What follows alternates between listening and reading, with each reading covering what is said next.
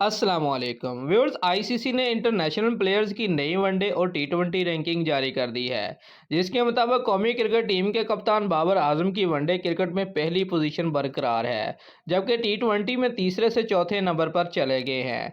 तफसीलात के मुताबिक आईसीसी वनडे रैंकिंग में पाकिस्तान के कप्तान बाबर आजम 890 पॉइंट के साथ पहले और इमामुल हक 779 पॉइंट के साथ दूसरे नंबर पर है, जबकि सिर्फ 13 पॉइंट्स की कमी से जनूबी अफ्रीका के वेंडर डॉसन तीसरे नंबर पर मौजूद हैं, जबकि भारत के विराट कोहली छठे और ऑस्ट्रेलिया के स्टीवन स्मिथ सातवें नंबर पर चले गए हैं।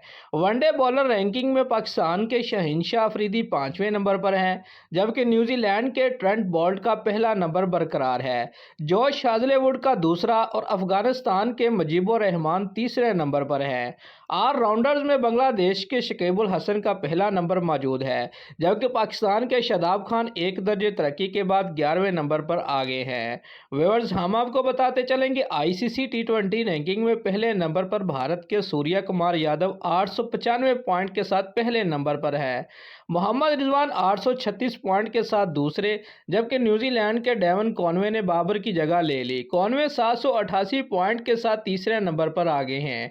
कौमी टीम के कप्तान बाबर आजम 778 पॉइंट के साथ चौथे नंबर पर हैं। दोस्तों, अगर आपको हमारी ये वीडियो अच्छी लगी है तो लाइक और कमेंट ज़रूर करें और हमारे चैनल को सब्सक्राइब करना मत भूलिए। शुक्रिया।